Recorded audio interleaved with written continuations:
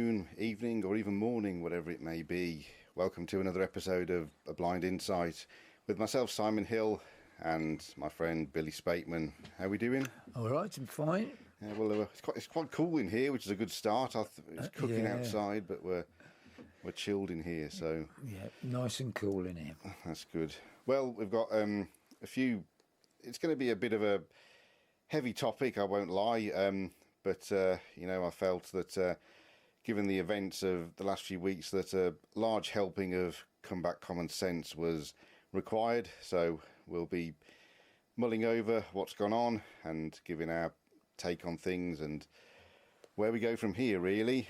Aside from that, to start with, I thought, well, we've got to talk a bit about the Olympics, and that's obviously well underway now. Well, it was this time last week, pretty much, that the opening ceremony happened. I didn't watch it myself. I don't really get anything out of the opening ceremonies. I just, but it's all special effects and things. But what, did you watch any of it? No, and well, I switched it off really because it was just boats going down, going down the cut and all waving. It would seem really disjointed. People have said if you'd have stuck with it, excuse me, the special effects were quite good at the end, but it was just went on for hours and hours and hours, just one boat after another. It just seemed, and then they had this mechanical horse riding down the middle of the cut, and I didn't know what that was about. And the people that were singing they were at the top of buildings, and I don't know. So I switched it off, to be honest, the opening ceremony. But I've enjoyed the rest of it. I thought it was great. Well, I mean, the first thing that struck me when I saw it started at like 6:30, I think it was, or something, and went on for like 4 hours. I was like, blimey, Yeah. And I thought, well, how? I mean, it was ambitious. Credit to them for that. But to try and put all that together with, at least if it's in a stadium, everybody's in one place. Whereas they were trying to get all the singers and everything all, coordinated along the river. And then I heard that, I thought it was a joke at first, but apparently someone's told me no, it really happened. They when they raised the flag, it was upside down. Oh, I don't know. Well, I didn't watch it, so I wouldn't know. That one, okay.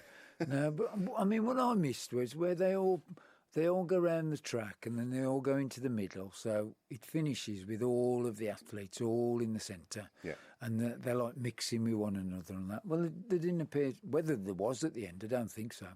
But then there wasn't that sort of unification of everybody.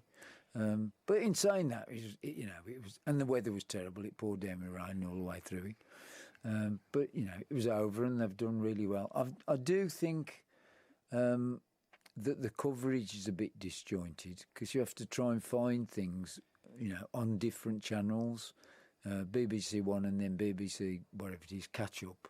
But then it's on various other channels to try and find other events, Yes, so. I mean, I was thinking about this because, I think it makes a difference whether it's in this country and abroad, because if it's in this country, then they have more control over what they do. But I think basically in the past, you've pretty much, you usually have to do it online or via iPlayer, but you have to, you can go on there and pretty much watch. It may not be shown on the TV, but you can tune into a live stream of, whatever sport you pick. But I think this time it seems to be very much the case that it's either what BBC One happened to be showing, it is on BBC Two as well, I think, but what the BBC TV happened to be showing, or I'm not sure whether you can tune into every sport. I think they show one other on the iPlayer or something. It's very... Yeah, it's not got the coverage that it had last year, and it's pot luck what you get on the iPlayer. And sometimes they're both at the same time. Yeah. They've got the same thing on both of them, which is a bit weird, really. But, in terms of performance and that, there's just been some astounding performances, and particularly in the pool and on the gymnastics side of it as well. Yeah, well, we were saying before we started, I've watched the... my agent's on the phone. Just let it ring. Well, as long as he's not ringing us to tell us, as long as it's not Ofcom, we're all right. But so I've watched the swimming a bit, and then not a great. I watched a bit of the tennis, where unfortunately, obviously, Andy Murray and Dan Evans. That was quite sad. It was fantastic to watch.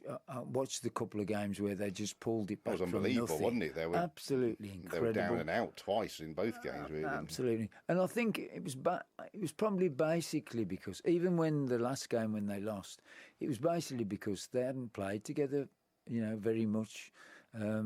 That they, the Americans sort of sussed out the weaknesses. Yeah. But I mean, the other one that I loved was when Nadal and the other young guy, the young Spaniard, played.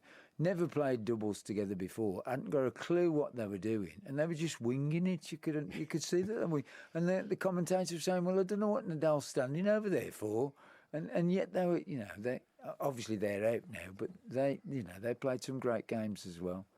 It's very.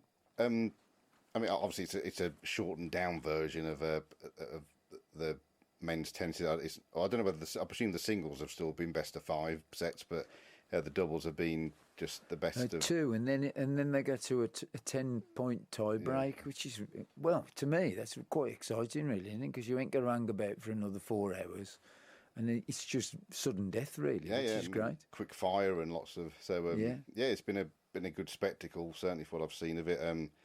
And I would say an end of an era for tennis fans with Andy calling it a day. But he'll go into coaching. The swimming's phenomenal. The French guy, wherever his name, Marchand. Oh God, I just cannot unbelievable. What about the atmosphere? But it's unusual as well, isn't it? Because it's not actually a bespoke swimming pool. It's they've basically put a temporary pool in I think this is a rugby stadium.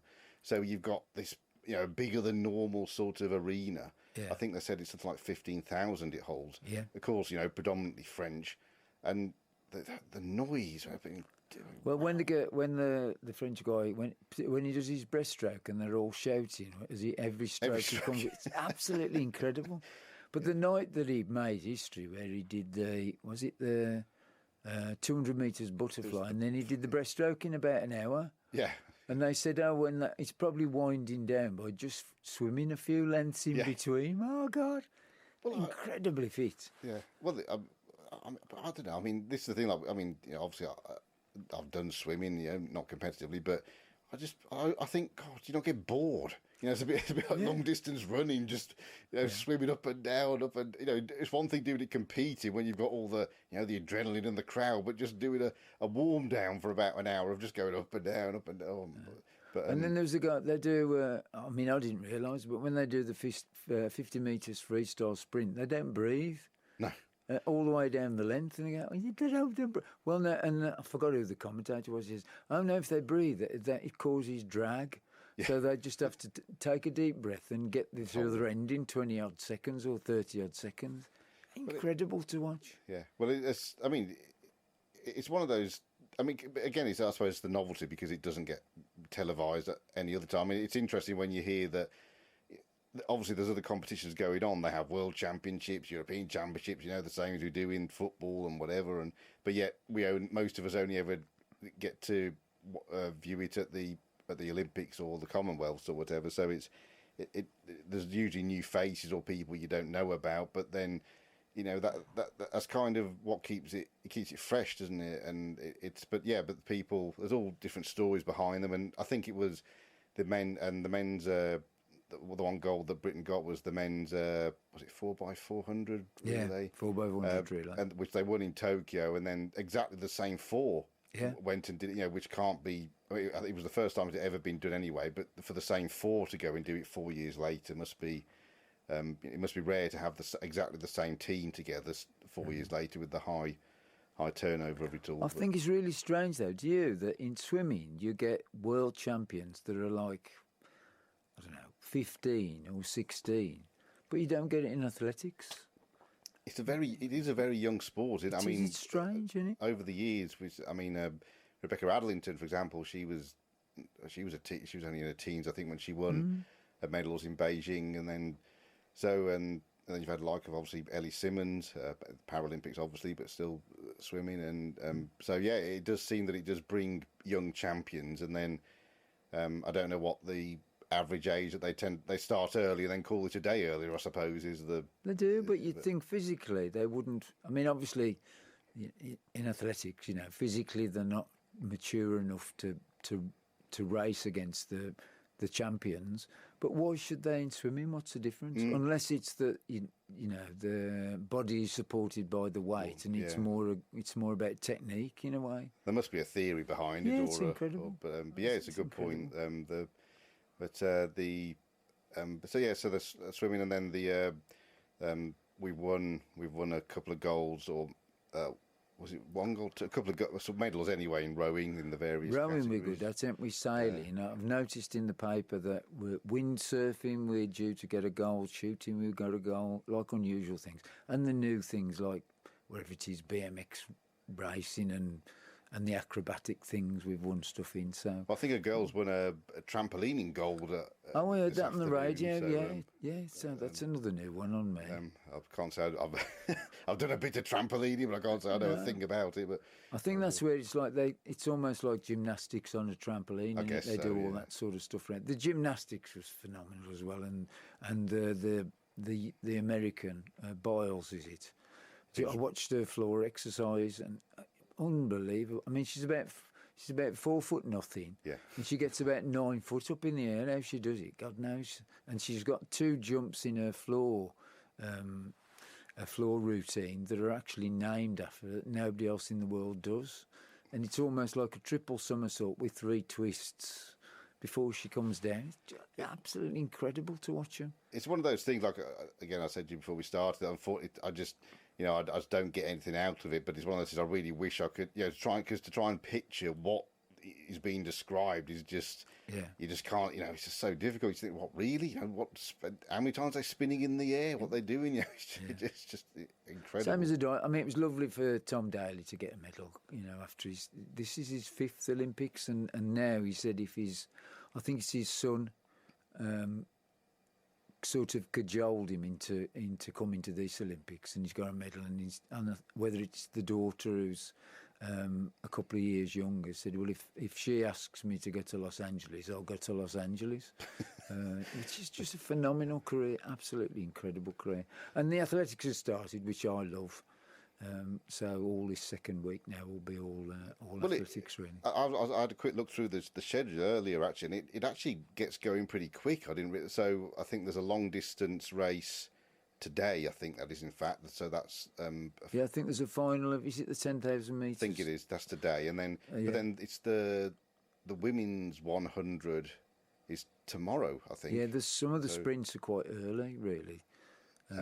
Because they tend to go on for ages, don't they? But they are quite quick, and to get them out of the way. But I was trying to think. I don't know whether you know, but they're having now mixed relays, and I don't remember that. I mean, maybe it was in Tokyo. I didn't pay much attention to Tokyo, but I'm sure that's a relatively new thing. I don't remember that. Yeah, I have seen whether it was the Commonwealth Games. I've seen it recently, or the Europeans, but they do 2 men, 2 women. And I think they do it in the bike riding as well, and they now do it in the swimming They do as well. swimming as well, they? yeah. So it's something that's obviously catching on, and it's quite exciting, really, when you think how do you gauge who to put where? Yeah, that's the thing, isn't it? It mixes it up, doesn't it? And it's a lot of there's a, which we won't go into, but there's a big debate erupted over the boxing. But so it'd be interesting if when women are pitted against men in obviously non-contact sports, but it throws an extra dimension into it. So it'll be interesting to see how that pans out. Yeah, but it's here, and everybody's enjoying it. And of course, Seb Coe reckons that there's. The gold medal winners will, I don't know if it's just in athletics, I presume it's athletics, yeah, but they're going to be getting up to like £40,000 if they win a gold medal. And there's a controversy about that. And he said, well, look, everybody gets, the stars of the sports, everybody gets paid now. So it's about time their athletics caught up with the rest of the sports. Well, it would be interesting to know if, again, I suppose the thing would be that it'd have to be the same within the Olympics. The gold winners in whatever sport get X amount or whatever, I suppose would be the argument. But I don't know I haven't heard it mentioned regarding the swimmers or. No, it's purely athletics at the moment. So you can understand why it's a bit of a touchy one, but. It's about halfway through, isn't it? There's a week. It's 2 weeks. Week to go. A week to go. So plenty to happen, and So we'll see. I think I heard we're now third in the medal table. I'm not quite sure exactly how the medal table gets worked out, to be perfectly honest, because I think different countries do it different ways. Some people do it based on the number of goals, others do it based on the number of medals. So, but either way, you know, we're doing well. You know, little old Britain compared to the powerhouses of the USA and China and Australia. So yeah, we're doing well. So congratulations to everybody. Well, yeah. So like I said, I'm onto a bit of a more somber topic, but I felt that, you know, it's happening, and, you know, certainly it's something I feel needs to be talked about. So we'll throw our two penneth into it all.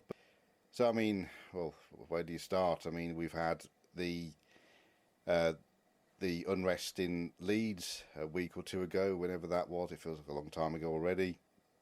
You know, where by all accounts it was due to children that were deemed to be at risk being taken away by the authorities, and then loads of people who presumably really it was nothing to do with got involved and decided it was an excuse to go and wreck the place. And then the children get returned to extended families. So I guess all we can hope is that the issue that they were being removed for in the first place isn't going to come back to bite, because, you know, it's not something that's done lightly. Children being removed from their parents or carers, so there must have been a damn good reason, but that's what the authorities deemed was necessary. So I just hope that that isn't going to backfire. Then we moved on to the bizarre, really, how it all played out incident at Manchester Airport, where I mean, we still don't know the full story, but what at least has come out is that seemingly a couple of men causing trouble. First, well, it started on a flight that had come in apparently, and then continued into the airport. Police officers go to speak to them or make an arrest based on a report of an assault, and then all hell breaks loose, basically, and you know, these and of course it all exploded. Again, social media comes into play with somebody decides to film or selectively film a certain part of it all and share it. Then everybody, you know, who people who weren't there, who, you know, don't know the facts, you know, suddenly jump on the bandwagon and start turning it into something, whether it's to do with that or not. And then it then comes to light that these alleged culprits, I mean, you know, were physically attacking the police, and these were armed police officers. You know, it's not like a bit of a scuffle. You know, it literally gave them, seriously injured them, and, you know, so absolute no respect or even fear of the law going on there from their point of view. And then you know, then you've got a solicitor piping up and defending one of the men. I mean, who on earth has a solicitor available within 24 hours? What was that all about? And then all of a sudden now he seems to have gone quiet. But ultimately, the point is that the people were quicker. People seem to rather persecute the police than actually even wait and hear what the full story was, and even now there hasn't been the same vilification there doesn't seem to have been the same vilification of the men that injured the police officers as there was of the officer that's, you know, that was filmed.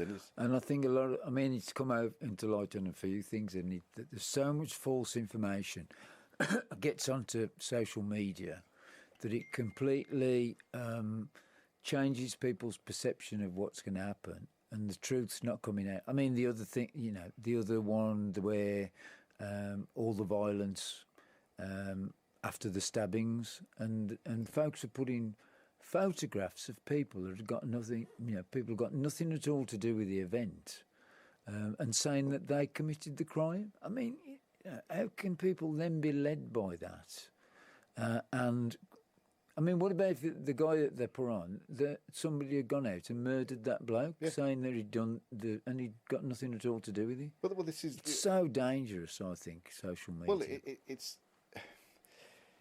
I don't want to over dramatize it, but it really is one of the evils of our age, I think, in that the way it's being used is that, in my view, we have a growing number of people who seem to live in a virtual reality, as in they get all their, as in they exist within a bubble of of the internet, games.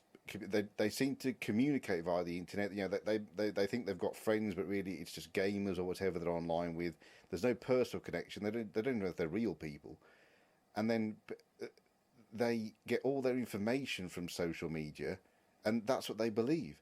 That they don't look at, fact check anything or see what's happening, and they jump on that and believe it absolutely, and it's just it's so easy. You can't imagine, Pete. You can't imagine ordinary people being so gullible in a way. I mean, I can understand totally the people who are the radicals and think, oh, we could use this. Yeah. It's almost like they watch social media to think, right, let's latch on the back of this and we can cause this, Yeah. But ordinary people, you just think, how can you be so gormless? But you've got people, but for want of a better word, like I said, it's what's it got to do with you? You know what I mean? It's not.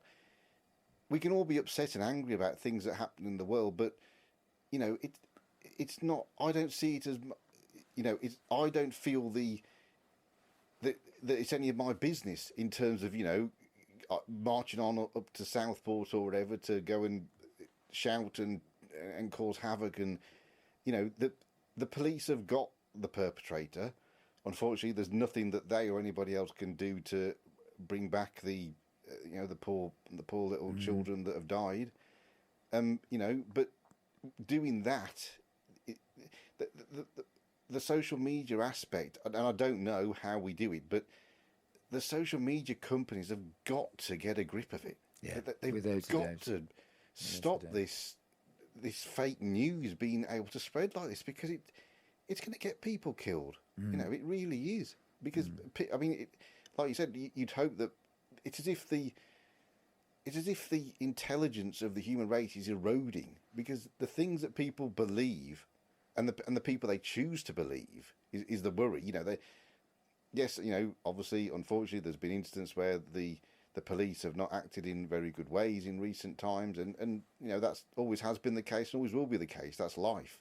But equally, when people are, so willing to, they'd rather believe the side of the suspects and the alleged criminals than they would the police who are trying to enforce the law and keep us safe. That to me is really, really scary. I mean, sometimes I don't have a lot to do with it, but then you just think, not even on that level, you just think there's so much rubbish that people latch themselves onto on social media and make comments on that you think, ain't you got a life? Yeah. This isn't real. No. You're not. It's not a social life. These days they're probably not even real people you're communicating with. No. It's just, but they, like I said, why do they? So they would rather believe something that some random person or even a bot puts on social media than listening to the real people out there, but the real worry is that we've gone through the election and all this, that and the other. We've had a change of leads and this, that and the other. But for me, what's happened, for one to coin a black country term, it's bossed. It really is a big. And the sad thing is, and I don't like saying it, but if it's a car, if the country was a car, the engine's knackered, it needs replacing, but the leaders we've got have not got the guts, or that they think they can spin it with clever wording and dance round it, this, something by saying they're going to do this, they're going to do that, but really, it's just stuff that's already been done or was done before, and they're trying to tell us that, the people know the engine's knackered, but yet we'll give it some new tyres and a new coat of paint and it'll go again. It just won't. They need to get a grip of what is really going on, and there is a lot of issues whereby people aren't afraid of the police, so they're not a deterrent. That the police, knives, the only way we're going to potentially stop or catch people carrying knives is by stopping them and searching them. But that it can't be the case then that every time a police officer happens to stop and search somebody that isn't white, that they they get they get persecuted for it. The question should be, okay, were they carrying a weapon or not? If they were, well, then that search was justified. But we seem to have got away from that to the point where, as a police officer, you'd be dreading getting involved because of what the consequences might be. I suppose that's it. When you're working in a service industry, not just the police, you almost think that your hands are tied, or dramatically you've got to think before really weigh up everything before you act. I mean, in relation to, I'm not saying the guy was right to kick the chap on the floor and stamp on his head, but when you're seeing a colleague being beat up, what are you supposed to do? Well, he himself had been hit round the head. Yeah. So nothing was said about it. If you're in, I'm sorry, but in a fight in that situation, there are no rules. I'm sorry, there isn't. It's not boxing. It's not. And it's irrelevant what ethnic minority or person. If that person if it had been a bunch of white guys and girls kicking off, it had been exactly the same. Yeah. You're not going to let somebody kick your colleague and beat your colleague. But it's self-defence. It takes some doing to physically. They were outnumbered by these police. So like I say, it wasn't just a bit of a scuffle. They were physically landing blows on these police officers. If they'd done nothing wrong, why were they going to that extent to resist arrest? Yeah. But that doesn't seem to have been brought up.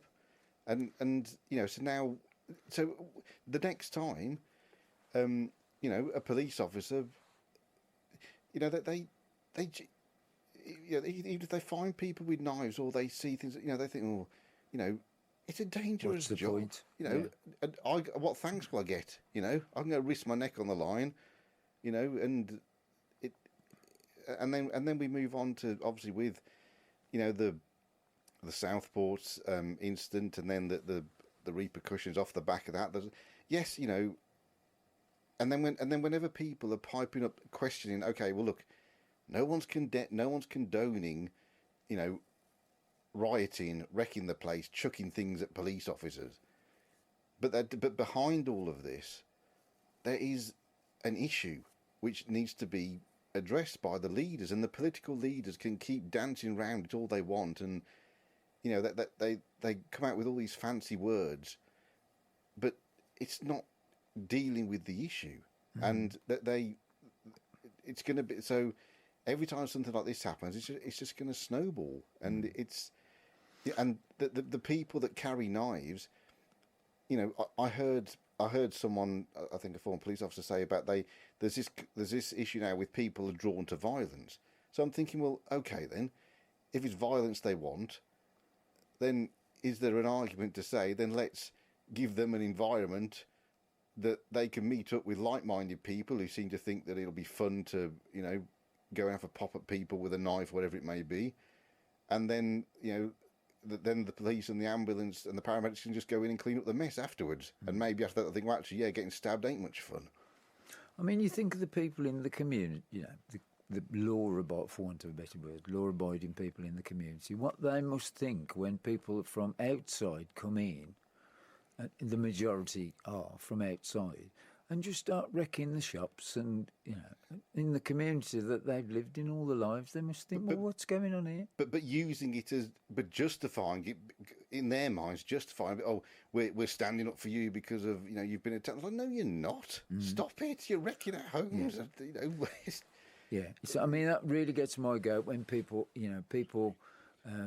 say, oh, we're speaking on behalf of so-and-so. No, you're not. Well, you're creating a platform for yourself that some sheep will follow. Well, this is, again, social media, influencers. Yeah, I mean, Who makes these people influencers? yeah, They're not democratically elected. They're just self-appointed people whose ego is clearly so big that they've got. But then, of course, they feel that they've got a following because, for some reasons which are beyond my comprehension, they get millions of followers on TikTok and all this. You think, for doing what? yeah. I mean, I don't understand it. I don't follow it. But my granddaughter was like, "Oh, yeah, I watch so and so." She. I said, "Well, what does she do?" "Well, she puts her makeup on." Well, why can't you just put your own makeup on? And Why have you got to be influenced by somebody who says this is how you put makeup on? It's never happened before. Well, sure. The things be you would. How do you feel? What do you like? What Yeah, you yeah. look in the mirror and decide. Yeah, I like that. Oh no, I'm not. Whatever. This is what I mean. It's almost like now people can't even decide what they want to wear in the morning without logging on to social media and seeing what and being told to. Yeah. And it's those people then that lead these so-called community leaders or influence, whatever they want to. They then go out there. They say, "Oh no, I'm speaking for this community." No, you're not, because no one's asked you to. And they use that as their justification to behave in the way that they do, and it's. Yeah, I mean, we use Facebook for busking for charity to promote stuff and that.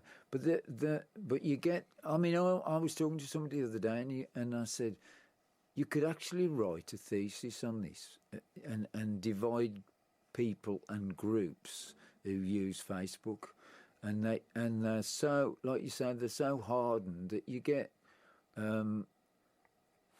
The regular contributors who get no likes, get nobody share it, get nobody doing anything with it, and yet they daily bombard Facebook with things that they think people will want to know. And you think, well, actually, if you looked and you've got no likes, you've got no ticks, you've got no shares, surely you've got to get into your head that nobody's interested in having a look what's on your breakfast plate, or some weird shot of something that. And you're really not that interesting. Get over it. So socially, they're convincing themselves that they're, like you say, they're having some kind of influence because the world wants to know about their life. Well, pre-Facebook, nobody wanted to know about what was going on in your life, did they? So why would they want to know now? But why? But what makes these people think that? And again, I suppose this is where we lead into where reality TV is another modern day problem in my book. But they believe that there's an appetite for if you go back to Big Brother, basically watching a load of people stuck in a house. Yeah, falling out with one another. They believe there's an appetite that people want to see a photograph of what they've had for dinner, or what, and it's like, and it's. I was like, okay, so you've gone on holiday. I'm really not interested. Sorry, I'm not. It's of no interest to me what you're doing. I don't want an hourly update on your life, or where you're going, what you're doing, who you. And I mean, they're very clever, the media people, because they catch the kids young, same as with whatever it is, video games and all that. They catch them young, get them hooked. They then exert peer pressure on the parents to get them involved, and then the parents get embroiled in this culture. And I don't know what the end is. I really don't know what the end is. I mean, honestly, I would not want to. Having been a parent in this modern day world would scare me to death. Oh, without a doubt. I just wouldn't know what to do, where to go. All the old morals and ways of doing things have gone out the window. Even if you try to, the child would fight back. They don't want to interact with you. They just want an iPad or a phone to, and you can't stop them going on the internet because all the mates are doing it. Yeah. And, they can't go out and play anymore because their mates aren't outside playing. They're online playing, and so you can't. Whatever you do, you can't win. And it's it's like, I mean, when it's a long time ago when we were at school, you went and got your T-shirt from the school shop. You went now it's like I'm not going to be seen dead in that unless it's got this label on it. If you think I'm doing P in that, you've got another thing coming. And they're like 7-year-old kids. And what I found, and there was an interview with one of the little girl's friends from the school who was stabbed. Yeah. And she was 7 years of age, and it was like a 50-year-old woman was giving the answers. And it was like, oh, yes, I asked my mother this, and then she told me that she'd been stabbed, and I said, well, how difficult. And I was thinking, hang on, you're a child. You shouldn't actually be reacting like this. You shouldn't be... almost cold to it. Yeah, it was like, oh, yeah, I understand that she's dead. Yes, my mother explained to me that she was dead. And you was thinking, you're a 7-year-old kid. This isn't how you're supposed to, be able to describe this. An emotional reaction, isn't there?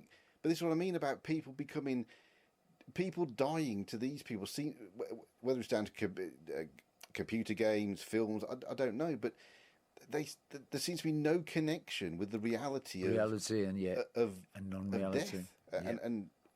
And like I say, these people, they're either just evil and want to go and cause harm to people and do this damage, or for whatever reason they genuinely don't understand what damage they're going to do. There's no coming back from it. These people won't get up in a bit and go on and it's all right. What you've done has ended the lives of some people and will stay with those who have managed to survive forever. And like I say, unfortunately, there's nothing that can be done by the police or anybody. He can go to court, be charged, be sent to wherever for the rest of his life. But what's it going to change? It's not going to change. Bring back the innocent people that have died and take away the mental scars that of the parents and the other people that witnessed it. And I think one instance almost begets another one, because there is. I've never known as many incidents of knife crime as there are now. And it's almost like, somebody somewhere will see what that lad has done to those babs and think, oh, that's pretty cool. I'll get my knife and go and stab somebody. Yeah. And then they'll know who I am because I'll be famous. Well, that's it. And again, it's just what it is. If you've got an internet following, and you probably get egged on. You know what I mean? If you've got an internet following of people, there's people out there who egg people on to do crazy stuff. Sort of truth. Sort of playing dares, but gone absolutely mental. It's just, and like I say, the internet. Short of stopping these people getting hold of the internet, which how do? You can't. But like I say, but the politicians keep dancing around the issues of there are communities that are divided because of different views, different beliefs, different ways of living, that some of which just aren't compatible, and to keep the only way we stand any chance of getting a grip of it, in my view, is the police have got to be able to stop and search and enforce the law. Not dilly and dally about, not that's against their human rights and all this. Enforce the law without fear of repercussions to them, or if they're not, or if the police can't do it, then the army have to come and back them up. If that's what it takes. But in all fields you have regulators, don't you? You have Ofcom, you have the education things. Why I can't see why in social media there's not a legal body that says, all right then, we're going to stop you doing this, or you cannot do this, it is against the law. Yeah. But they just seem, whether it's because of funds that are generated or not, they just seem to be incapable of saying, or coming down really hard and say, look, if we find out that you've been involved in this, then you're going to be for it, we're going to take it. But they don't do it. Well, there must be a way. You can't tell me, based on everything else they can do with information, everything these days, you cannot tell me that they cannot monitor these, messages or whatever, get a thing of, hang on, this person's sending out, troublemaking messages here or no, and get rid of it. Stop it getting out there. There's got to be. Technically, there's got to be a way of blocking everything, isn't there? Yeah, it's got to be. So they're unable to do that sort of thing.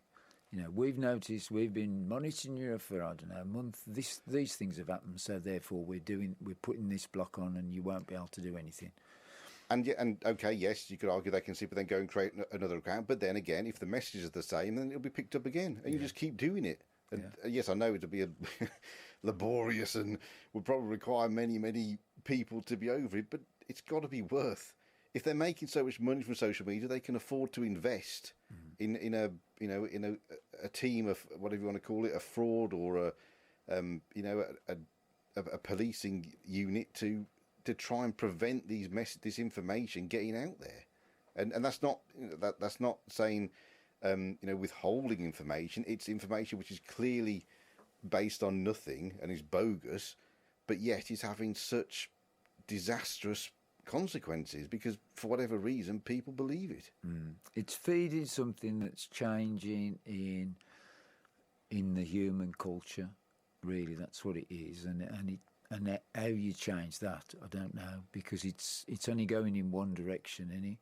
And generation to generation will become more embroiled in it, I think, and it'll just become commonplace, common practice. That, like you say, the old age values and morals have gone, or going, and if you stand up for them, you're the outsider now. Or you're the dinosaurs. You're the dinosaurs. Oh yeah, get a life. You know, get a life. Get in touch with modern society. Well, don't particularly want to, in a way. Oh no, frankly, no thanks. There's nothing, aside from and like as a blind person, it goes back to this is why I say to people, well, I'm sorry, I do not feel safe, or I feel too vulnerable walking around with only my cane to protect me. I'm sorry. There are people out there who have got no scruples. If they want to attack somebody, they don't care if you're blind or not. No. That's the reality. I don't like it, but that's the truth. Yeah. And it's just like but there's got to be some there's got to be some things done and said that certain people won't like, but it's got to be done. Yeah. And I just don't think the powers that be have got the guts to concerned. do it, frankly. You've got a couple of minutes left. Okay, well, just a couple. Yeah. Okay, well, well, again, that's, you've heard our thoughts, so, again, email me, simonhill_6@hotmail.com with yours, or, it'll be really, really interesting to get people's views on that, and maybe even get a debate, because there's obviously people who will totally disagree with what's being discussed, but there's a crumbling of society that's caused by numerous things, and it almost gives the platform to the people that know how to manipulate it. Well, it's got to be. It's not going right, is it? That surely most people can agree on. Yeah. So what do we do about it? And it's got to be. We've got to stop. The authorities have got to stop being scared, frankly, in my opinion. But until next time, stay safe and try and stay sane.